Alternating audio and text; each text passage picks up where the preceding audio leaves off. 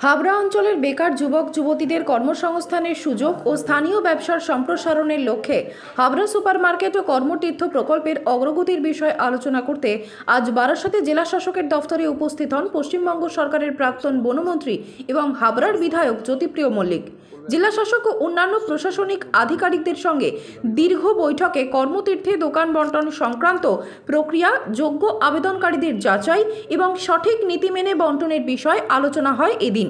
বৈঠক শেষে সাংবাদিকদের মুখোমুখি হয়ে তিনি বলেন, আমাদের লক্ষ্য হাবড়ার যুব সমাজকে স্বনির্ভর করে তোলা, স্থানীয় ক্ষুদ্র ব্যবসায়ীদের জন্য একটি সুসংগঠিত পরিকাঠামো গড়ে তোলা। কর্মতীর্থ এবং সুপার মার্কেট এই উদ্যোগের একটি গুরুত্বপূর্ণ অংশ। আমরা চাই স্বচ্ছতার সঙ্গে প্রকৃত প্রাপ্য ব্যক্তিরাই এই দোকানগুলি পান। এদিন তিনি আরো জানান, ম্যাডামের সাথে আলোচনা করার পর আমরা ডিএম সাহেবের কাছে গিয়েছিলাম। আমরা একটা মার্কেট করা হয়েছে, সুপার মার্কেট, একটা মার্কেট, তাদের প্রায় 800-900 ঘর করা আছে। সুপার মার্কেটে যশোর রোড ঘিরে কিছু লোক বস্ত্র ব্যবসায়ী বসে, কোনো দিন সপ্তাহে 3 দিন চলে, কোনো সপ্তাহে 2 দিন করে, কোনো সপ্তাহে 4 দিন করে। আমরা ওইখানে ওই লোকগুলোকে তুলে মার্কেটে দেবার কথা, এবং এটা টোটালি ফ্রি, এটা কোনো পয়সা নেওয়া হবে না তাদের।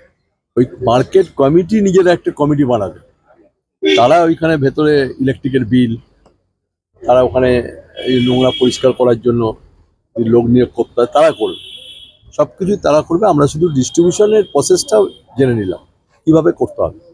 Distribution process GM, DIC, SDO madam আর ডিএম যদি কোনো এডিএম সাহেবকে দায়িত্ব দেয় তারা করবে। আর পৌরসভা এর মধ্যে চেয়ারম্যান, ভাইস চেয়ারম্যান থেকে ওই লোকগুলোকে ডিস্ট্রিবিউট করে, গরিব লোকগুলোকে পুজোর আগে ঢুকিয়ে দাও। কতদিনের মধ্যে হয়ে যাবে?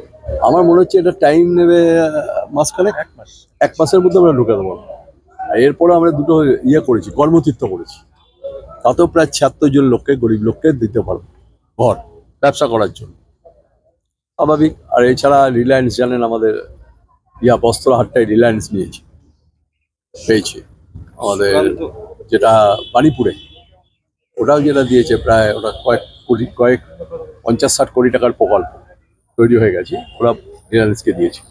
এটা জব হবে, এই সবগুলো যেগুলো দেখছেন এখানে কিছু লোকের জব হবে, যেমন বস্ত্রহাটটা মেনটেন করবে, সেখানে সিকিউরিটি থাকবে, এখানে ম্যানেজার থাকবে, তারা কিছু ছেলের জব হলো, লোকাল ছেলের জব হয়ে যাবে।